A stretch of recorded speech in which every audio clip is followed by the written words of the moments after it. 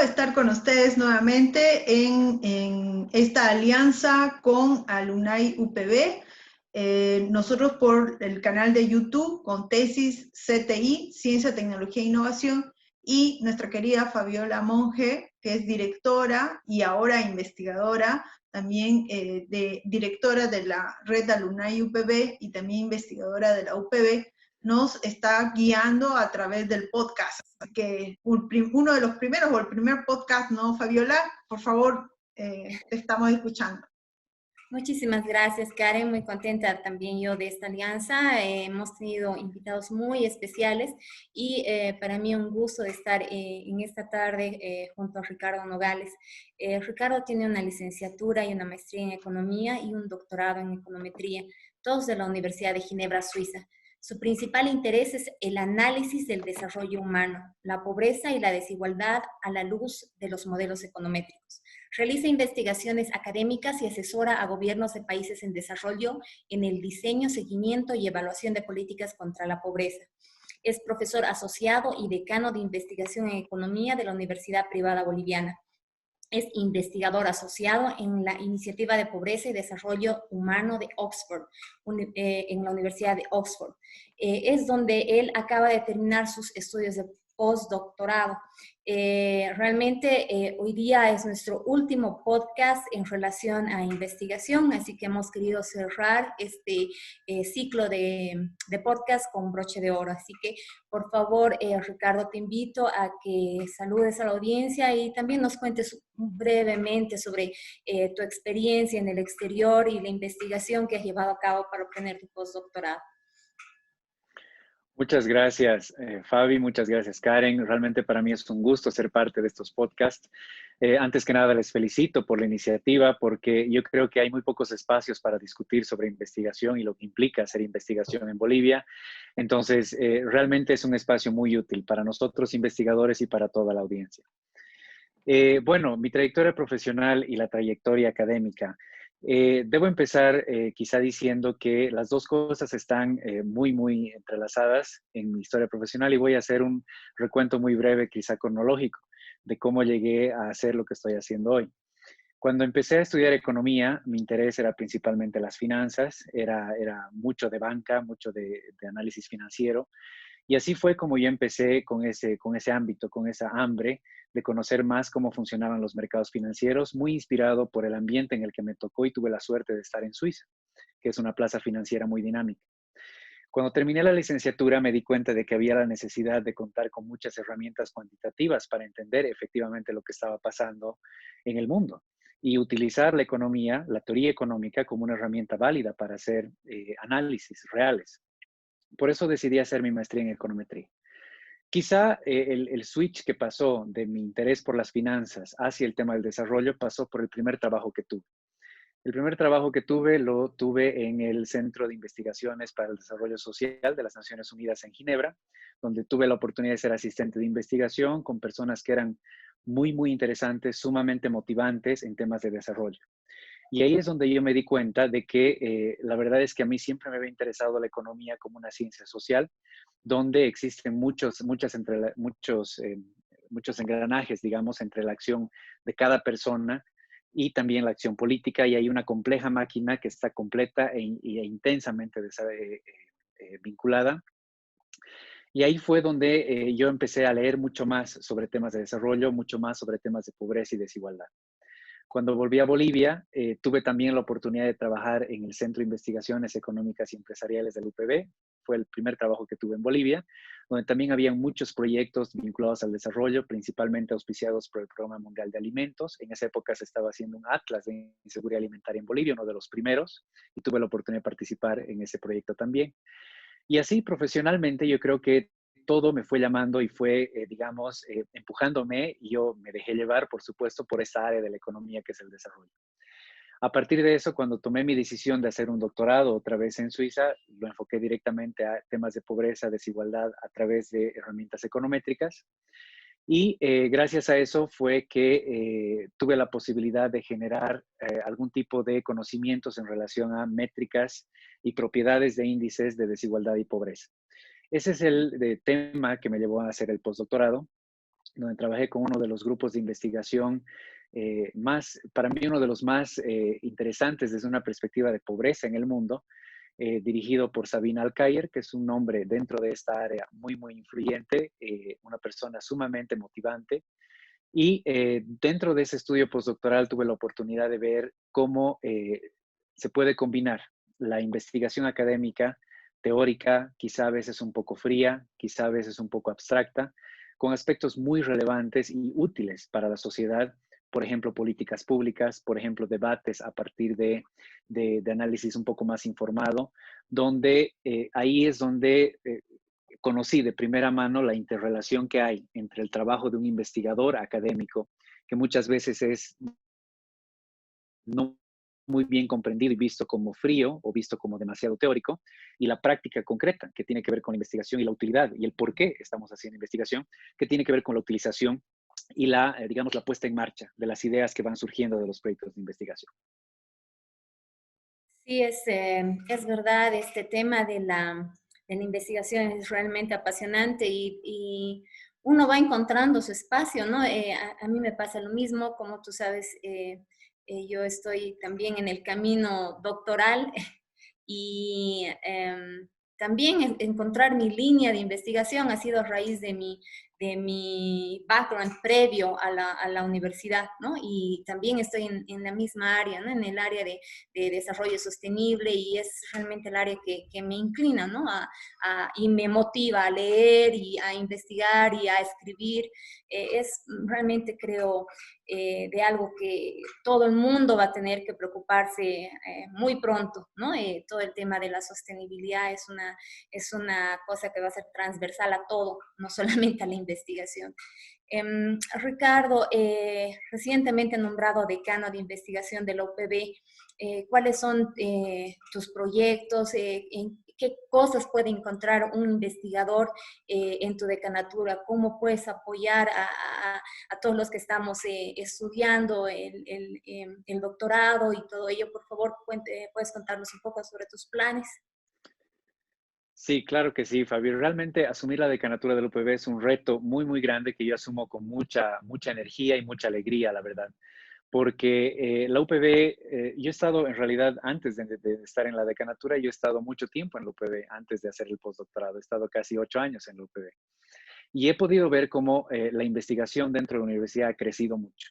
Yo creo que el nivel y la calidad de la investigación que se hace en la UPB, en diferentes áreas y en la que me toca, por supuesto, en el área de economía y ciencias empresariales, ha dado saltos cualitativos muy grandes. Es por eso que ahora esta decanatura surge como la necesidad digamos, tratar de incluir o de alguna manera, agrupar los esfuerzos de investigación que estaban relativamente aislados dentro de unidades que no tenían, digamos, un paraguas común de funcionamiento. La Universidad Privada Boliviana tiene 4 centros o unidades de investigación que ahora están bajo, digamos, el paraguas administrativo de esta decanatura, y son, por un lado, el Centro de Investigaciones Económicas y Empresariales, que lo que tiene como mandato principal es ejecutar investigación en el área de economía y ciencias empresariales, más que todo utilizando datos secundarios en diferentes líneas de investigación que cubren desde la política pública, políticas fiscales, políticas monetarias, estudios de mercados laborales, donde hay todo, digamos, una tradición de hacer economía al más estilo, digamos, puro, a partir de datos secundarios dentro de ese centro. Pero al mismo tiempo, hacer investigación requiere de datos. Y yo creo que una de las más grandes dificultades para hacer investigación en Bolivia es tener buenos datos. Por eso es que hay otra unidad y otro centro, que se llama el Centro de Generación de Información y Estadísticas, que complementa de manera casi natural al trabajo del CIE para generar y relevar información primaria, obviamente respetando todas las estructuras de muestreo. Es muy intensivo en estrategias de recolección de información a partir de datos satelitales o incluso a partir de nuevas tecnologías informáticas, como ahora, por ejemplo, se releva la información. Ya es muy difícil en esta temporada y yo creo que va a ser muy difícil en los años a venir hacer encuestas como se hacía antes, preguntando a las personas, yendo a visitar empresas y demás. Entonces ha habido todo, digamos, una revolución que ha tenido que tener lugar en cuanto a la forma de recolectar información. Entonces hay un centro especializado en eso. Entonces, digamos que la decanatura lo que hace es combinar y casar de alguna manera y beneficiarse de las interrelaciones que hay entre esos dos centros para que haya una comunicación fluida, y ambas son estructuras bastante maduras y bastante complejas. Entonces, el reto de la decanatura es poner un paraguas administrativo para que las sinergias fluyan de manera más natural. Pero no son solo esos dos centros, mencionaba que había 4. ¿Por qué? Porque en algunos casos la forma en la que se genera la información tiene que estar hecha, tiene que tener una secuencia y tiene que tener características muy especiales. Eso es lo que se llaman experimentos en economía. En muchos casos, la forma de recolectar la información, la manera en la que se hacen las preguntas, a quién se hacen las preguntas, la secuencia en la que se hacen las preguntas, tiene que ser muy bien pensada para garantizar que de alguna manera existe la posibilidad de identificar veritables causas y efectos y no confundir ambas. Entonces, hay un centro que está dedicado a, es un laboratorio en realidad, que se llama Laboratorio de Economía Experimental, que está dedicado a generar y analizar información experimental en economía. Es diferente del Centro de Generación de Información y Estadísticas porque no se trata de un muestreo observacional, sino se trata de generar condiciones específicas para que el comportamiento de los agentes sea observado como si estuviera teniendo lugar en un experimento, como si fuera química o medicina. Entonces hay otra unidad que también tiene un complemento natural con las otras dos, que también necesita un paraguas para que, una vez más, la sinergia fluya de manera natural.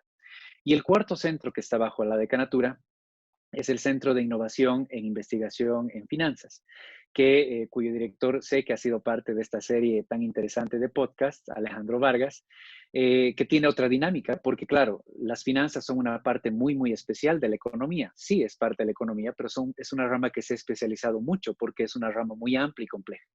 Entonces, en muchos casos hay la necesidad de tener un centro especializado en esa parte, digamos, de las ciencias empresariales, que también forma parte de las ciencias económicas, que son las finanzas. Entonces, a partir de eso es que se crean sinergias donde los centros interactúan entre ellos, se fortalecen unos a otros. Y yo creo que lo más interesante de esto es ofrecerles ese ambiente y esa infraestructura de educación, de investigación al interior de la universidad a los investigadores.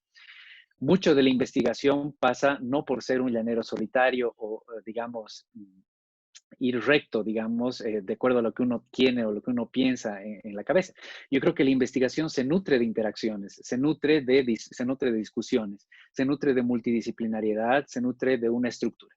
Entonces, lo que la decanatura aspira a ofrecer es justamente eso, una estructura ordenada, una estructura motivante, un ambiente académico propiamente dicho, para que el salto cualitativo que ya dio la universidad hace varios años se potencie todavía más y que se fortalezca a través de la inclusión de más personas, digamos, la expansión de las ideas que se van madurando dentro de los centros, y así pues crecer y hacer de nuestra institución quizá mucho más grande de lo que es ahora, y por supuesto con proyecciones a apuntar a ser una de las mejores instituciones educativas con fines investigativos en la región.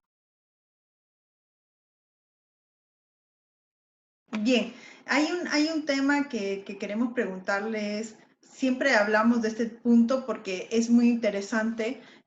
Nosotros, en caso particular, soy presidente de Generano, que es una asociación de innovadores y emprendedores de base tecnológica, y somos súper conscientes de la gran relación entre investigación e innovación, el famoso círculo virtuoso de Ruffler, ¿no? Y aquí va mi pregunta, porque una de las grandes falencias, me acuerdo, estábamos en una reunión con la Fundación Yente, y la Fundación Yente, él me dice, ¿y cómo van en innovación? Y le digo, lo que pasa es que no hay investigación. Y me dice, ¿y cómo innovan si no investigan?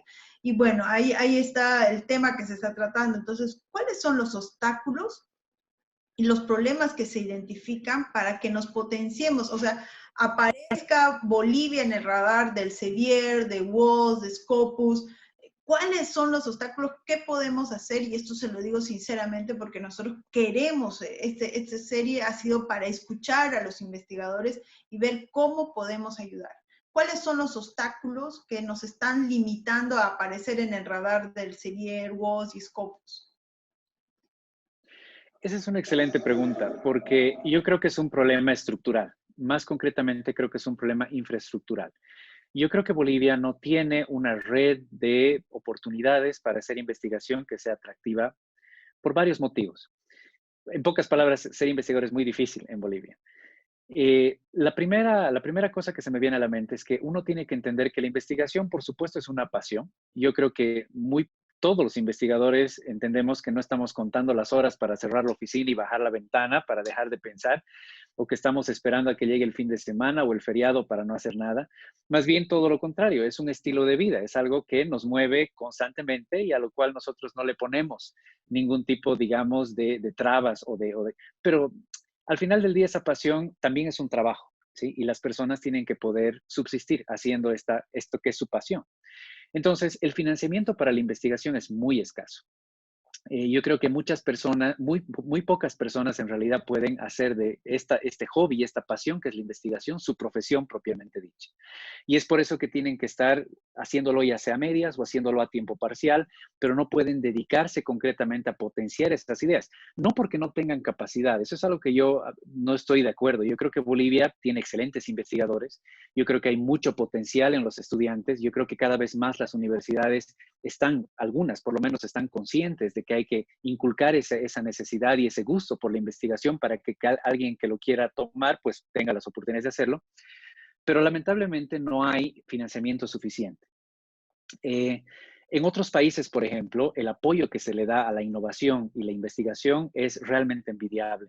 Hay fondos concursables donde hay fondos públicos que a veces tienen otro tipo de contrapartes privadas u otro tipo de organizaciones internacionales que lo que hacen es constantemente llamar y decir, queremos que se innove, queremos que se investigue, ¿quién tiene ideas? Y aquí está el financiamiento para que no solamente lo hagan ustedes, contraten investigadores, contraten postdoctorantes, contraten doctorantes para trabajar no 2 o 3 meses, sino trabajar 5 años, trabajar 6 años en proyectos que realmente son trascendentales.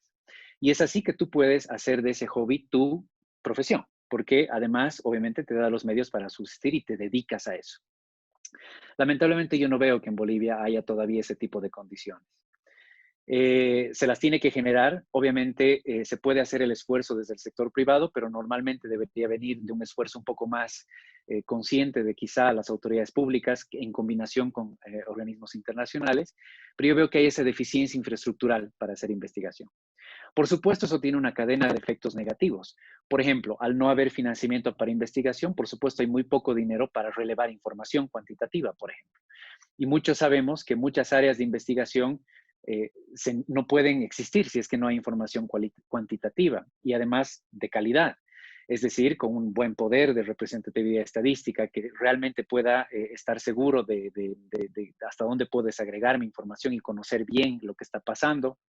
En muchos casos, hacer un seguimiento en el tiempo, por ejemplo, de algún proceso que es cambiante. Eso hay que hacer varias recolecciones de información en el tiempo.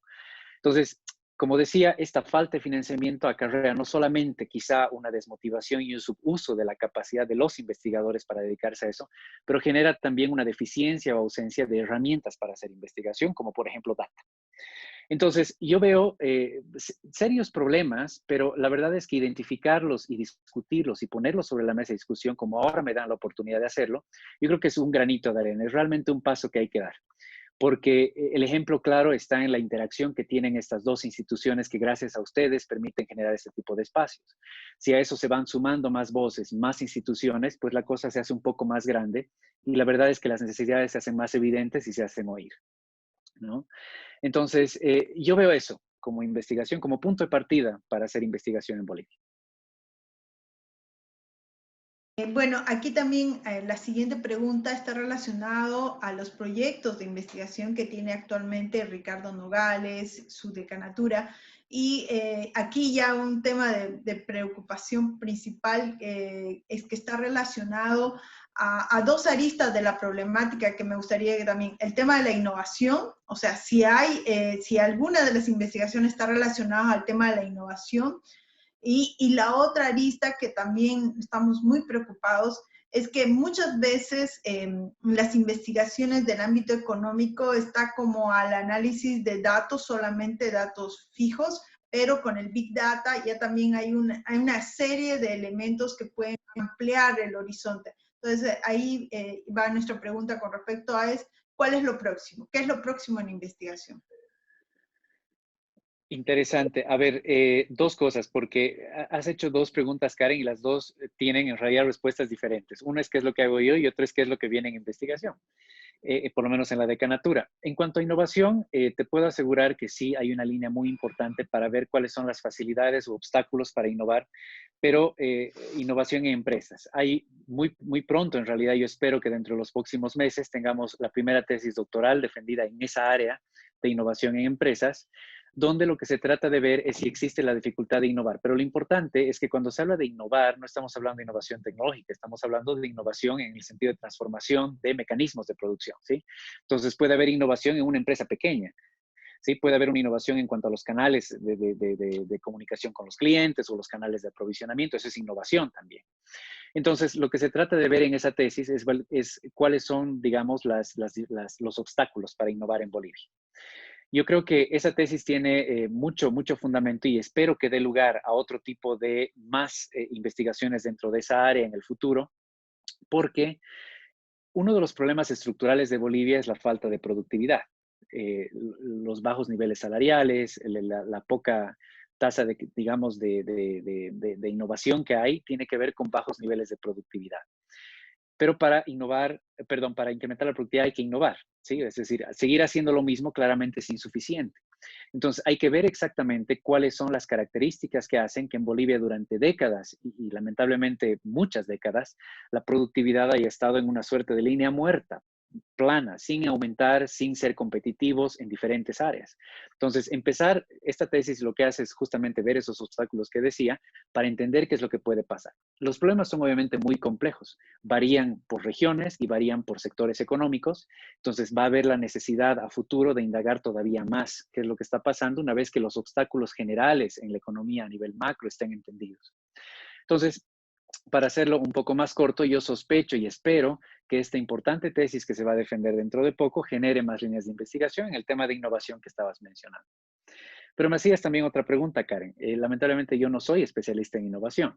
He trabajado mi vida académica, digamos, y mis investigaciones van por otro lado.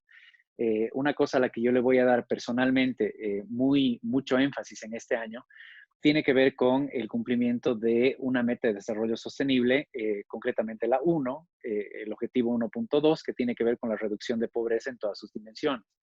Durante toda mi estadía postdoctoral he adquirido herramientas para poder medir pobreza desde una manera diferente, complementaria, digamos, a la que se mide tradicionalmente, digamos, a partir del consumo o el ingreso. Entonces, hay técnicas para medir eso. Y lo interesante es que cuando uno piensa, digamos, en una persona, digamos, pobre, una vez tiene en su cabeza que solamente es la falta de dinero y que o más bien dejar de tener falta de dinero es lo que lo va a sacar de la pobreza. Pero muchas veces vemos que hay otro tipo de malestares que surgen que el dinero no resuelve, como por ejemplo, qué sé yo, el estrés por trabajar 24 horas al día o la inseguridad, por ejemplo, de vivir en una zona donde yo estoy bien, pero el resto está todo mal. Entonces yo corro riesgos de que me ataquen, que se entren a mi casa y qué sé yo, si yo soy el único dentro de una sociedad completamente desigual, por ejemplo, ¿no? O sea, corro riesgos, incluso mi familia corre riesgos. Entonces, hay muchos aspectos donde si nosotros atacamos el problema de reducir la pobreza solamente como darle dinero a la gente, vamos a perder muchas cosas que hacen a la vida de las personas fuera de vista.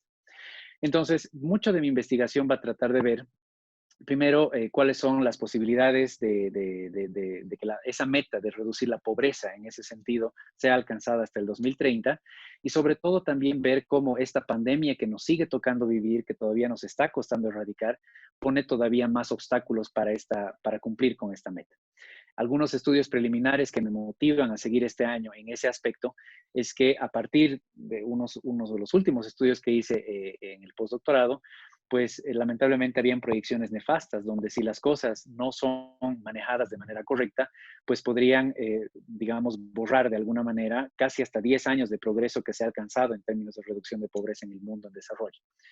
Obviamente eso es nefasto y lo que hace es abrir mucho la necesidad de entender un poco mejor qué es lo que hay que hacer para que ese mensaje fatídico no pase. Porque se imaginan retroceder 10 años en el avance que se ha realizado, eso quiere decir impedir que muchas personas sigan saliendo de la pobreza, que se queden en ciertos umbrales de vulnerabilidad o que peor aún todavía retrocedan a niveles más profundos, digamos, de pobreza en niveles más intensos de privación. Entonces, bueno, van por ahí las dos cosas, por eso te decía que me preguntabas dos cosas, uno por un lado, por dónde va el tema de la innovación y por otro lado, qué es lo que va a hacer Ricardo Nogales este año. Muchísimas gracias, Ricardo, por compartir con nosotros tus proyectos. No solo los proyectos, también tu historia. Ha sido muy interesante conocerte más a fondo y conocer tu background también. Ricardo, los estudios doctorales no son fáciles. La investigación no es fácil. Has mencionado, no porque no hayan buenos investigadores, pero sí tenemos bastantes limitaciones en Bolivia.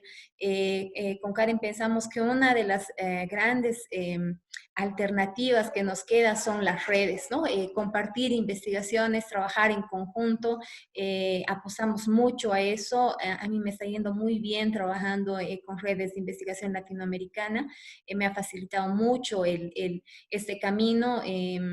Yo estoy muy agradecida por las personas que se han cruzado en mi camino y que me han ayudado a obtener mi candidatura doctoral en un tiempo récord, creo, bastante rápido. Así que sí creo que ese es un buen mensaje que debemos dar. Es importante apoyar a otras personas y apoyarse en otras personas. Creo que eso es un mensaje que a mí me gustaría dar, ¿no?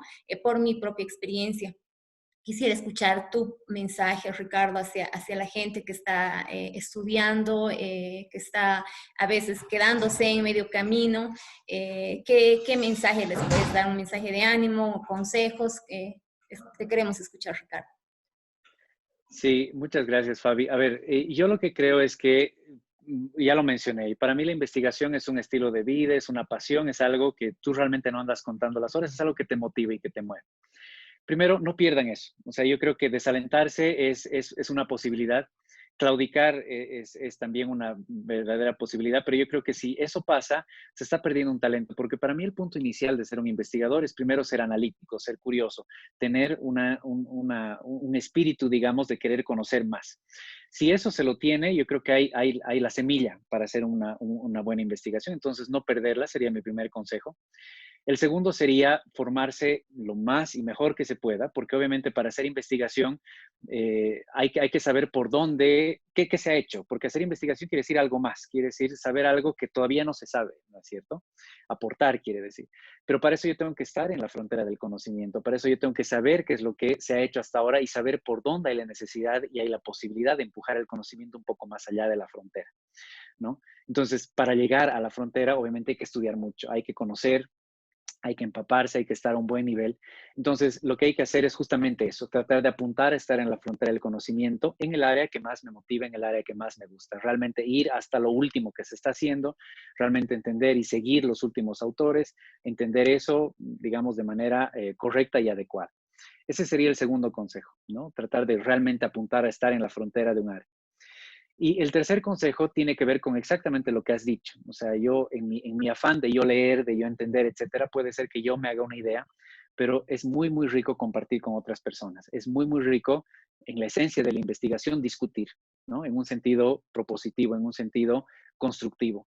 Entonces, mientras uno más se empape de este tipo de ambientes, mientras uno más asista a conferencias, asista a coloquios, esté dentro de ese ambiente de investigación, mucho mejor para nutrir sus ideas, para mejorar sus conocimientos, etcétera, lo cual le va a permitir no solamente afinar un poco mejor las ideas que tiene, sino también, como tú decías, construir redes colaborativas.